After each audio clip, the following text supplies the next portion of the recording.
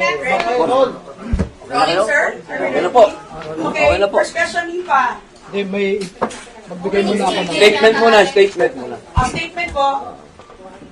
magandang umaga po sa inyong lahat. Naparito po kami sa Senado. Kasama ko ang 18 na dating mga sundalo ng Republika ng Pilipinas sa dalawang kadahilanan. Una po ay gusto kong maklarify ang mga imbitasyon na natanggap namin. Pagkatapos po kasi ng Blue Ribbon Senate Blue Ribbon Committee hearing noong June 4, bandang alas 2:30 po ng hapon, nakatanggap po ako bandang alas 8 ng gabi ng isang imbitasyon na pinapatawag ulit kami sa Senado sa araw na ito, Lunes. Nagka-problema po ako dahil pagkatapos ng June 4 hearing ay nagsiuwian sa kanilang mga probinsya yung ibang mga sundalo at sinamahan din nila yung si Walter Manalansan para sa lamay ng kanyang kapatid na namatay noong umaga ng June 4 din, 2026. Kaya minarapat ko po na sumulat kay Senator Cayetano noong araw din na yon, noong gabing yon, no? So makikita ninyo dito ang in-email ko na sulat, June 4 din ang petsa, humihingi ng guidance kay Senate President Alan Cayetano. At bakit ko po in-address kay Senate President Alan Cayetano ang aking sulat? Despite the fact that some senators are claiming he is no longer the Senate President, I have here a video just 2 days ago na sinasabi ni Senator Erwin Tulfo na ang Senate President pa rin ay si Alan Cayetano. At pwede ko pong ipakita sa inyo yung kanyang video na sinasabi nga na si Senator Alan Cayetano pa rin ang presidente. Kaya ko po in-address sa kanya ang aking... Senator Cayetano is still the Senate President. Ay, sorry po ha. Senator Cayetano is still the Senate President. Because we don't have 13. It's against the law naman, di ba? For all the committees. Simula po sa pro tempore, we cannot touch the Senate presidency because we don't have 13. This is what the law says. You have to have 13. Dahil po sa pahayag din ni Senator Erwin Tulfo na yan, na si Senate President Alan Cayetano pa rin ang Senate President, so I address my letter to Senator Alan Cayetano. At sumagot naman po si Senator Cayetano noong Sabado, no? At ang sabi niya rito, if I may read for your convenience the pertinent portion of the letter. Ang sabi po niya sa second paragraph, we must clarify, however, that the hearing purportedly set for 08 June 2026 was not authorized by this office, by Senator Pia Cayetano as committee person, chairperson, or by Senator Rodante Marcoleta. No? So, bakit ko po minarapat na magpunta rito para sana tanungin kay Senator Cayetano itong sulat niya? No? Dahil makikita po din nyo, hiniram po itong rules ni Senator Robin. Ipapakita ko po sa inyo yung Section 17 ng Senate Resolution number 5 which was approved on August 9, 2010. No? At ang sinasabi dito, any invitation for a witness or any subpoena should be signed by the chairman of the committee and approved by the President of the Senate. Maliwanag po dito sa Section 17. Kaya po tinignan ko itong imbitasyon, makikita ninyo rito, wala pong pirma yung nagsasabi na siya yung chairman ng Blue Ribbon Committee, wala rin pirma yung Senate President, walang approval. Kaya dyan po kami naguguluhan, no? At bakit ko po nire-raise ito? Dahil naman po sa for our safety and security, no? And we are expecting the good senators to follow their own rules. Itong sinasite ko po na Senate Resolution number 5 provides for the rules governing inquiries in aid of legislation, no? Ito po yung resolution number 5. Okay? So, sana naman po ay sinunod ng sumulat sa amin yung sinasaad ng rules ng Senate. Kaya po kami nagpunta rito kay Senator Robin para mapaliwanagan din kami. Pangalawa po, sa totoo lamang ay we are worried but we are not scared that Mr. Erwin Tulfo, who claims to be the new chairman of the Senate Blue Ribbon Committee, is presiding over this investigation. Kasi po, inaakusahan, pero siya rin ang mag-iimbestiga at eventually siya rin ang magdedesisyon.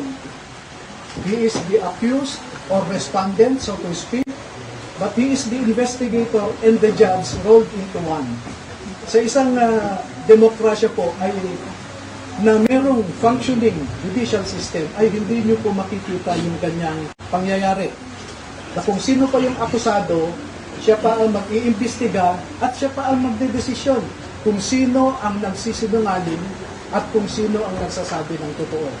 And of course, by human nature, we don't expect Mr. Erwin Tulfo to admit this guilt.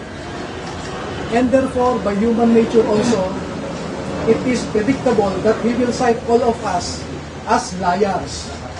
And pursuant to his power as chairman of the committee, and that is debatable, he can cite us in contempt, he can punish us, and he can send us to jail.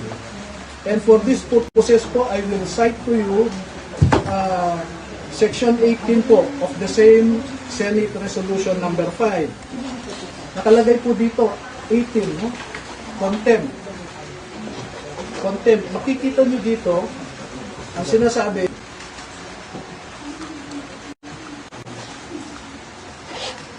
ito, babasahin ko po.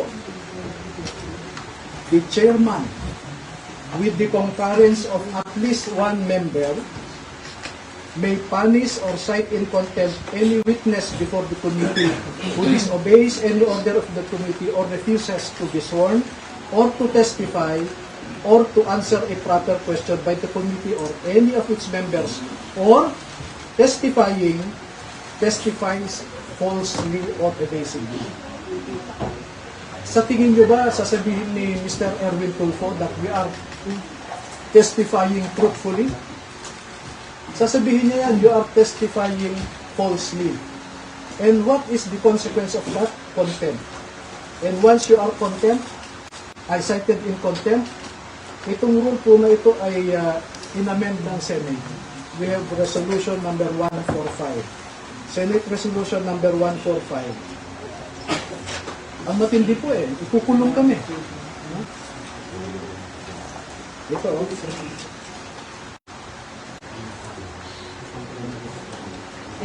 ito. A contempt of the committee shall be deemed a contempt of the Senate. Such witness may be ordered by the committee to be detained in such place as it may designate. No? Pwede nila kami ipadala sa Pasay City Jail.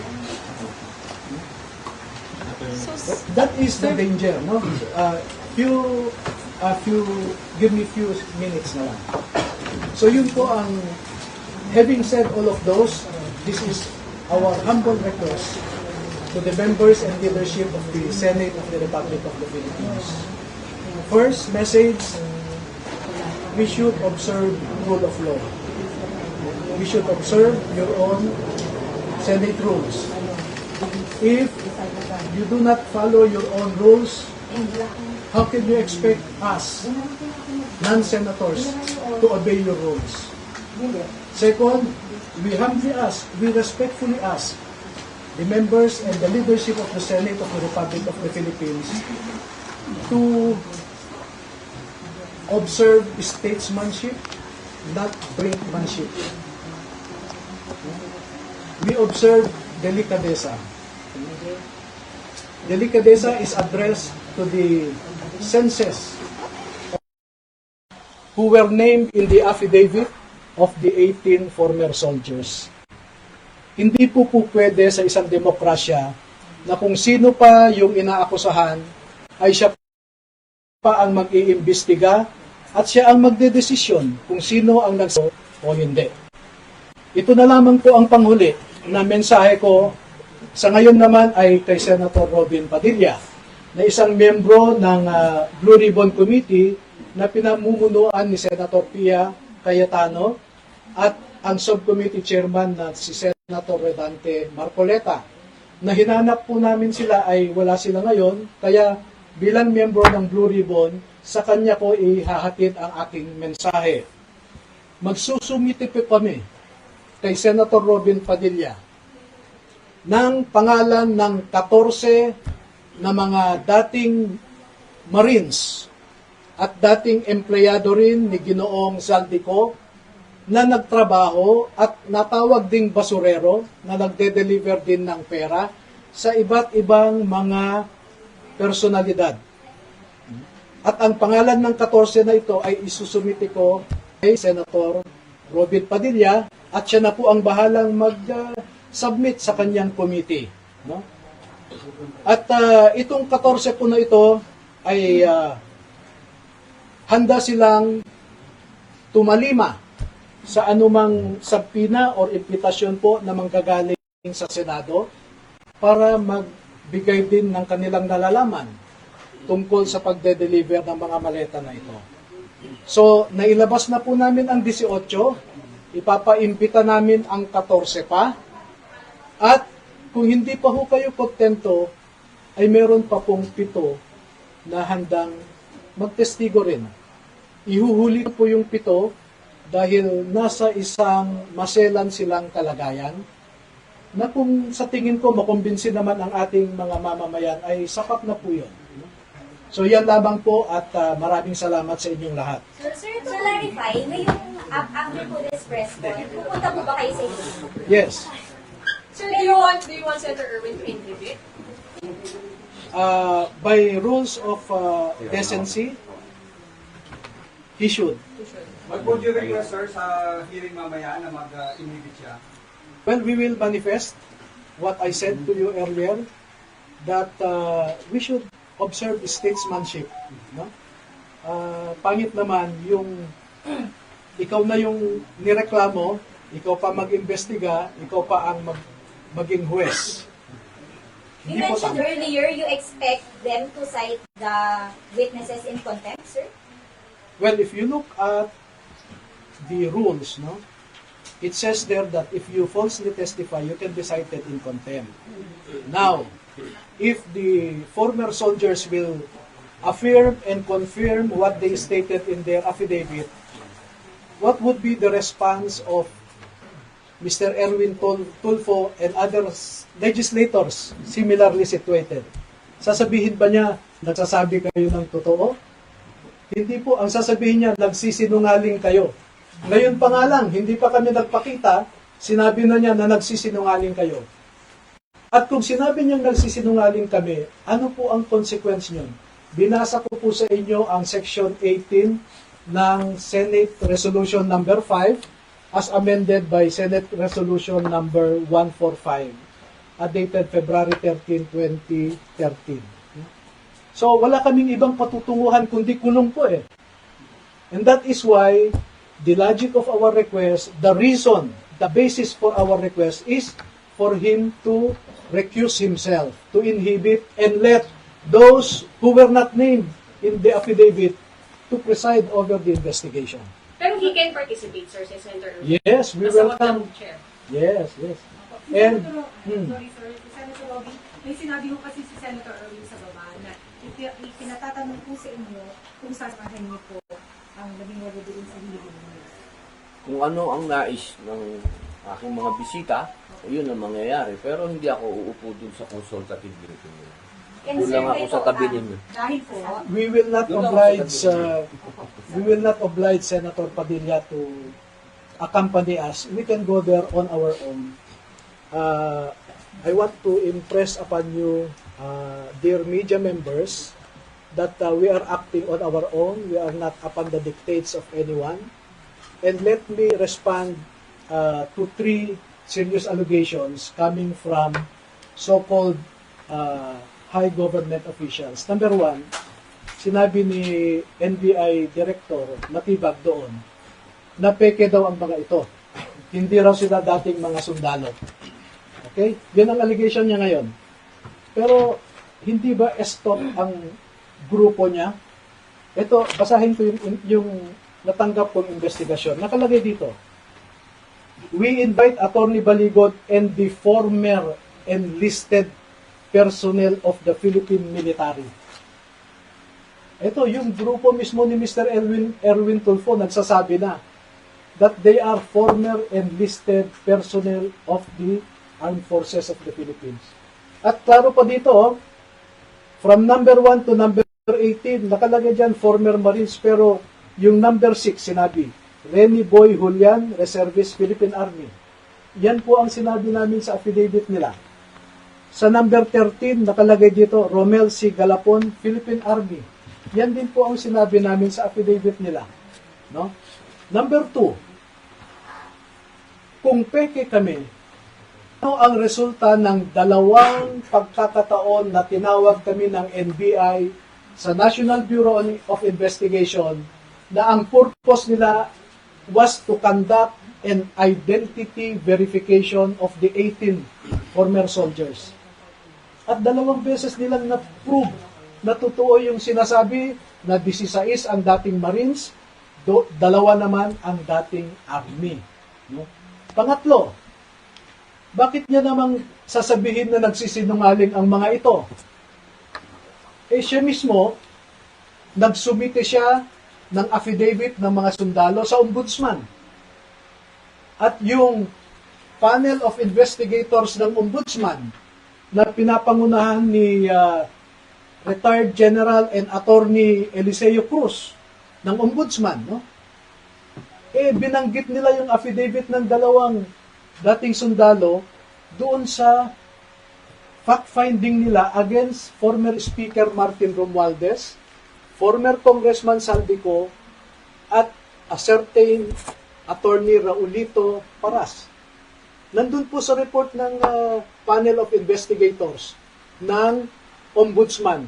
E anim po yun ng mga abogado ng ombudsman. So sino po ang nagsisinungaling? Noon pa ay sinasabi ko, si Matibag ay isang political operator. Hindi po yan investigador. No?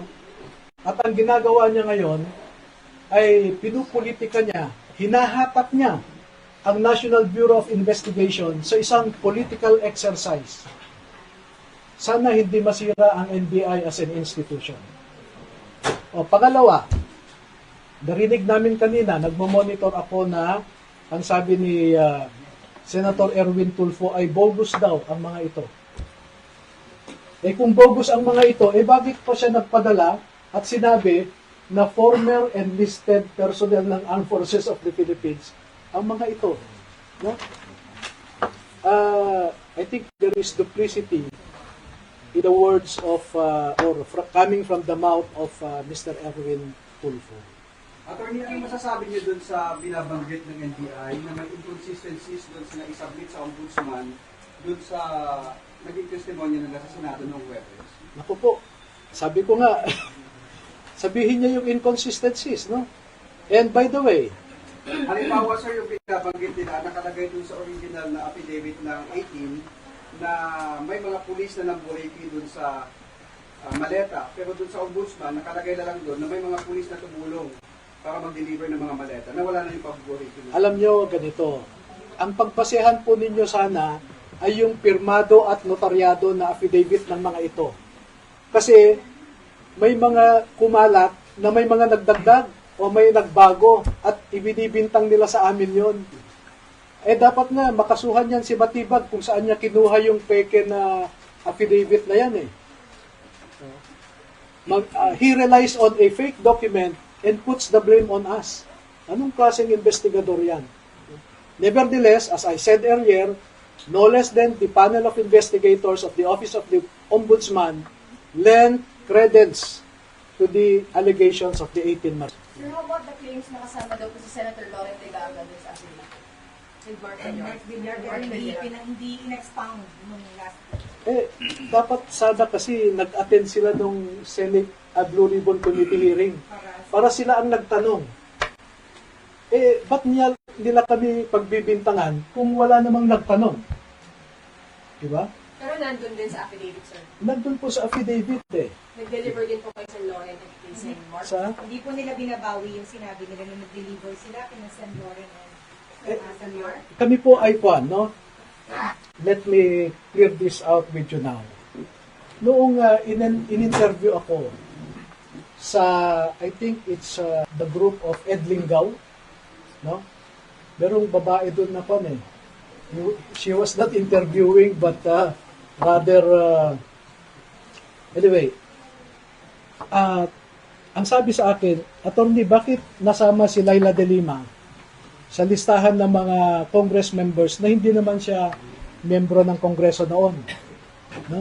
At pinapalabas nila ngayon, nasa kulungan para si Laila de Lima noon, paano siya makatanggap? No? At dahil po doon sa pagtatanong, ang sabi ko ay, ang nabanggit kasi ng mga dating sundalo ay Congresswoman Laila de Lima. At ang explanation nila sa akin ay, Sir, nung ginagawa kasi natin itong affidavit bandang February, ay Congresswoman na si Laila de Lima. And out of respect, we addressed her as Congresswoman Laila de Lima. At ako naman, ay isinama ko nga siya, no? Doon sa listahan ng mga Congress members. But that is a peripheral issue. The central issue is, did she receive or not? And minemaintain nila na nakatanggap sila. How about sila Senator Loren and Senator Senator Mark Mark Villar. Ano po yung Ano? nakalagay po sa affidavit? Okay, ganun po, no? Noong in-interview ako ni Ed Lingaw, sometime first week of March yan. So, pinatawag ko sila lahat, no? Sabi ko, klaruhin nga natin ito. Bakit nyo nasabing Congresswoman Laila de Lima? So, in-explain nila. At dahil hindi ako nakontento, pwede bang isa-isahin natin ang bawat pangalan na binanggit ninyo? So, ilang araw po kaming nag-review, no? O, sabi nyo, ikaw, Tube, sabi nyo ganito. I-confirm nyo sa akin. So, mahabang proseso. No? Meron pong, at ito, with all sincerity, we are man enough to admit a mistake and brave enough to correct it. Okay? Doon po kay Senator Villar, sabi nyo, no? Wala pong binabago doon. As is po yan, no? Kay Senator Chis Escudero, kasi siya yung minority yata noon, no? Si Mark, si Senator Loren, ang magkakasama sa majority. Magkakasama sila Tulfo noon, no? Tinanong ko kay Chis Escudero. So, ang nangyari po ay, Sir, meron pa kaming hindi na ibigay sa iyo na picture So, nagbigay sila ng mga pictures, no? Na doon mismo sa bahay ni Senator Chis, no? So, remember, this happened in March, yung pag-review namin. March, ano pong year? 2026, March. No? Majority pa yata si Senator Loren noon. Ano po, no? Pati si Mark Villar, etc. Ngayon, pagdating kay Senator, yun nga, Mark Villar, sabi ko, iklaro nyo yan. So, nag-recollect yung mga nagsasabi. At sir, ganito. So, confirm po, no? At pagdating naman kay maraming proseso yan, pagdating kay Senator Loren, nag-usap sila, same process. So, merong si Orbilio at saka si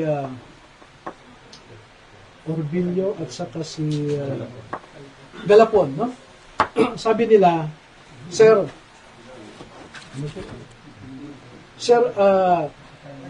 ito po yung recollection namin sa nangyari kay Senator Loren.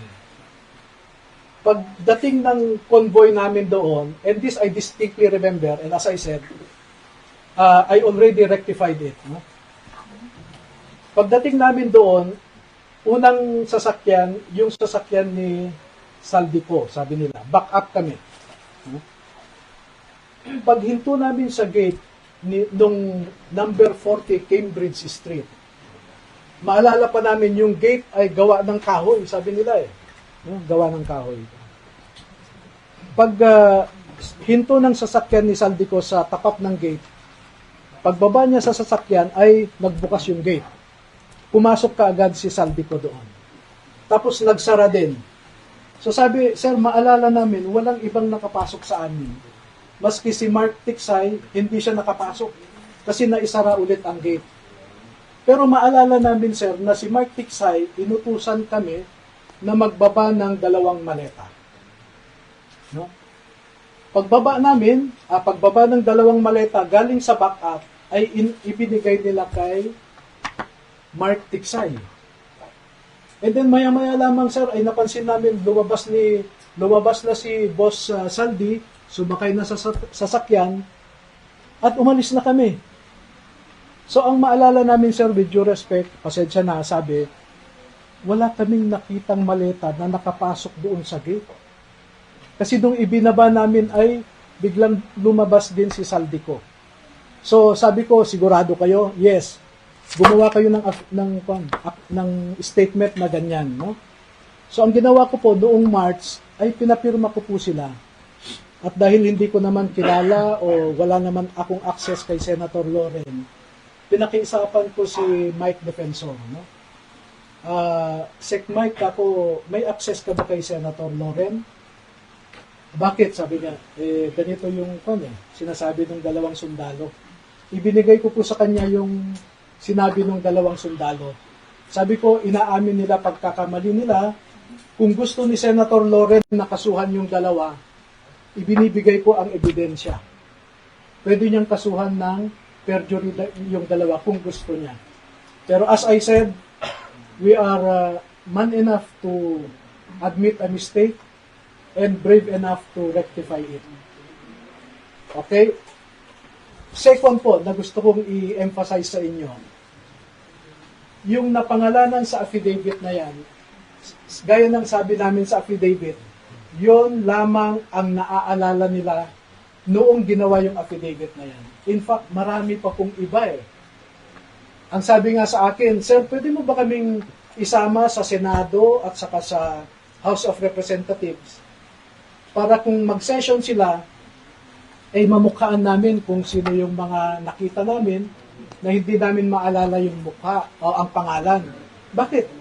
Sir, kasi yung napangalanan namin dyan ay yun lamang yung mga sikat, nakikita namin sa TV, sa news, sila yung popular, sila yung palagi namin nakikita, kaya yan ang maalala namin. At yan po, nandun sa affidavit nila. Sinabi po nila yan. Sir, clarification. So, dun, nagpunta po sila sa bahay ni Senator Loren. Pumasok si Zaldi, pero walang maletang ipinasok. Yun nga po ang recollection nila after, no, nung Kaya may mistake. March. Oo, na, sir, naalala namin, paghinto ng sasakyan, bumaba si Boss Saldi, bumukas na rin yung gate. Sa supposedly bahay po ni Senator Loren. Oo, yun ang... Hindi po nila nakita si Senator Loren. Hindi po. Kasi po, ang style nila yan, may everyday po may detail yan eh. Kung ano yung assignment nila, kung ano yung lakad, no? So, pwede ko ang ipakita sa inyo na sa oras na ito, pupunta si Saldico dito. So, may schedule sila. Bakit po ngayon lang nagkakaroon ng correction? Bakit ngayon lang po? Hindi, March pa po yun. March pa? After nung interview, Pinakorek nila. after nung interview kay Ed Lingaw. Sir, hindi pa nababago, Hindi sir, yung affidavit ninyo sa ombudsman kasi nandun pa rin Hindi pa namin, Senator Loren Legarreta. yes, totoo po yan. Hindi namin. Kaya ang sabi ko nga, pakibigay ito kay Senator Loren, kapo kay Mike Defensor. Para kung sa tingin niya, agrabyado siya, ito yung pag-amin ng 2, kapo. At pwede niyang gamitin ito to... Submit sa ombudsman, sir, ng pag-rectify dun sa pangalan niya. hindi ko pa po sinasubmit. Pinabayaan ko lang muna. And I will let Senator Loren take whatever legal action she deems proper to vindicate herself also. Nakausap niyo na po si Senator Loren upon this. Hindi Bago po. pa po yung nangyaring Thursday na pagharap po nila sa plan. Ay, hindi po. Never, wala akong access, wala akong contact. Ang maalala ko lang, after the Senate Blue Ribbon Committee last June 4, ay lumapit po siya sa mga sundalo, no? At nakipagkamayata siya. Sir, yung kay Sen. Mark Villar, siya mismo nakatanggap ng maleta. Ah, Doon walang correction. wala po eh. Kung ano yung nandun, kasi pinareview ko bawat isa po doon, bawat paragraph, bawat pangalan na binanggit, pinaulit ko po sa kanila. Ulitin nyo yan, sabi ko. So far, ang correction nila, number 1, kay Laila de Lima, sir, sabi niya, nasabi namin congresswoman kasi out of respect. Pero No? nakatanggap. Pero nakatanggap siya. At Kailan yun? syempre, nung nakalabas na siya sa kulungan, no? Kasi pag may meeting sa Unit 8 Townhouse sa Forge Park, at ang pinag-uusapan ay tungkol sa ICC, dumarating po si Congresswoman Laila de Lima. At hindi lang naman po isang beses yan eh. And as I said, pag lumabas po, pag inimbitahan ng Blue Ribbon yung 14 na bagong mga testigo, kung mamarapatin ng Senado na imbitahan sila, ay magkukwento pa po sila kung ano yung nalalaman nila. Kasi marami pong marami pong detalye na hindi ko sinama sa affidavit nila. Bakit? Kasi ang sa akin noon, I just wanted to reveal enough information to warrant an investigation. No? At pag nagkaroon ng investigation, sabi ko, doon nyo ilalabas lahat ng gusto nyong sabihin. At true enough, nakatanggap ako ng imbitasyon sa Office of the Ombudsman. No? Mag-uumpisa kami sa June 11. Iisa-isahin po nila ang 18. I-interviewin sila ng mga abogado ng Ombudsman, yung panel of investigators. At doon po nila ibabahagi lahat na ng impormasyon na alam nila. Nung Senate hearing na sa yung Blue Ribbon po na nakaraan, may mga lumabas po doon na gusto sana namin, hindi mo na lumabas eh, pero hindi nila naiwasan na maikwento, no, yung iba. Sir, sa June 11 na yung pag-rectify doon sa mga naunang na-submit doon. Most likely, nangyayari. Pagka tinawag po sila, kasi may schedule, no, sa June 11 in the morning si Buduan, no? Sa June 15 si Esquivel. Sa June 16 si Tube. Hindi sila sabay-sabay. Hindi po, isa-isa po 'yan. Okay. Okay, June 11 si Buduan. Sa June 15 si Taberdo sa umaga, si Tube sa hapon. Sa June 16 si Esquivel sa umaga, si Navidad sa hapon. So, diretso na po yan, no? Sir, sorry. Clarification. Yung kay Sen. Mark, siya mismo ang tumanggap. May details ba na pwedeng Hindi po sinabi na si Senator Mark mismo. Pero ang nakita nila, bumaba sila, nagbaba ng maleta, at naipasok yata sa gate, no? ng bahay ni Sen. Mark? Yung address na yon. Saang address na?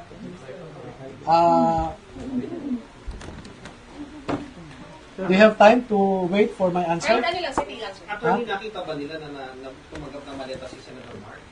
Hindi, sabi nga nila, hindi nila nakita si Senator Mark, pero naipasok nila yung pera sa compound, no? Sa loob. Sa bahay niya. Ito po yung, Kailan? City po. Kay Senadora Loren, attorney, nakita rin ba na tumanggap siya ng maleta? hindi nila nakita. Hindi nila nakita. Pero bahay. Pero walang pumasok na maleta sa bahay ni Sir. Yun po ang naging clarification. No? Kasi parang sandali lang daw pumasok si Kwan si Saldi. Pagpasok niya, naisara daw yung gate, so pati si Mark Tiksay naiwan sa labas. So hindi nila alam kung pag-alis nila ay naipasok naman eventually yung maleta. Hindi po kasi paglabas daw ni Kwan, pagbukas ng gate, lumabas si Saldi ko, sumakay kaagad sa sasakyan. Nandun pa yung maleta. Hindi, ang sabi nila, sir, malamang malamang isinakay ni Mark Tiksay sa sasakyan ni Boss Saldi. Then pumunta na sila sa next destination. Naibigay ba kay Senadora Loren? May knowledge po sila kung may naibigay o wala? Yun po ang salaysay nila eh. Ano? ganito na lang, no? As I said, I actually armed Senator Loren Legarda to go after the two if she deems it proper. Sir, yung peace and mark lang, sir. Sandali ha, Mark, Villar, sandali ha. Sir, habang tinitingnan nyo, tanungin namin si Senator Robin. Sir, Oh, nakarating ito na po. sa inyo yung Ito na, no? Paragraph 42, letter F. Kami, Orbilio, Bobares at iba pa, kasama si John Paul Estrada at Saldico, ay nag-deliver ng 7 medium-sized maleta kay dating Senator at DPWH Secretary Mark Villar noong 2022 sa kanyang bahay sa Portofino South, Bielia Street, Daang Hari, Las Piñas. Nakita nila, sir, na tinanggap mismo ni Senator Mark? Wala po silang sinabi na ganon. Basta pinadala nila sa address na yon. At pagdating po ng masusing pagtatanong ng panel of investigators ng ombudsman, no, ay dyan po nila maging official na sabihin kung nakita nila o hindi. No? Pero naipasok, sir, yung maleta dun sa compound. I think so. Kay Senadora Loren, hindi. Wala silang nakita. Hindi nila nakita na nakapasok sa gate. Kasi yun yung what they clearly recalled was that pagbaba ni Saldico, nagbukas ang gate, pumasok siya, sinara din yung gate daw. So pati si Mark Tiksay, na usually sumasama sa kanya, naiwan sa labas. Sa reaction po, mamaya magsasampa daw ng libel charges si Senator Edwin Tulfo sa Pasay City Court. Wala pong problema. We expect all of this. Pero attorney ngayon, kung anumang Blue Ribbon Committee ang gagawa ng hearing, pupunta po lahat. Opo. For the record. Yes. Thank you, sir. Thank you. Salamat.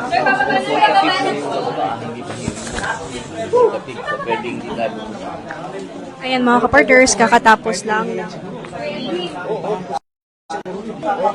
And mga kapartners, kakatapos lang ng interview or press conference ni Attorney Levy Baligod kasama yung Brave 18 at yung Senator Robin Padilla, kanilang nalalaman at yung kanilang pagpunta rin dito. Ngayon po, bang Ng Blue Ribbon Committee. ayaw niyo pumunta sa hearing? Parang kondisyon po ba na dapat po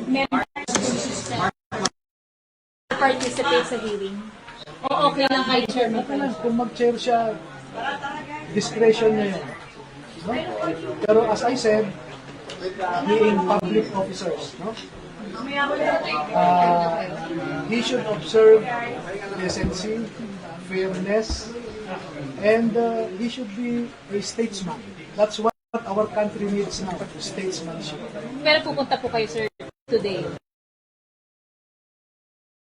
Sa hanggang Nadaan ako. Unfortunately, ito, liwanagin ko, narinig ko rin kanina, that proceeding now is not actually a proceeding of the Senate Blue Ribbon Committee, but a consultative meeting of the members of the Senate. No? So, pwede kaming pumunta, Pwede rin hindi. pwede rin hindi, pero hindi naman siguro masama na magkortesiya kami. Nasabihin sa kanila, nandito kami. Pero sir, kung kunwari, isa lang po lahat at magtanong, okay ba? Ready to receive questions. Kahit din po sa mga susunod na Opo. Okay, pababa na kayo ngayon, sir. Oo. Pababa na ngayon. Salamat po ha.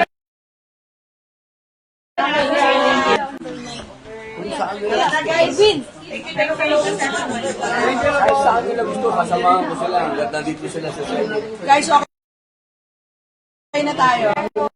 pagdating sa session, Hindi ako upo. sir, bakit po? Hindi naman ako kasama doon sa hindi naman ako member. Wala pa kang member yun. Hanggang ngayon, wala pa kang member. Ano lang ako? Guys, salamat po! Nakahangal.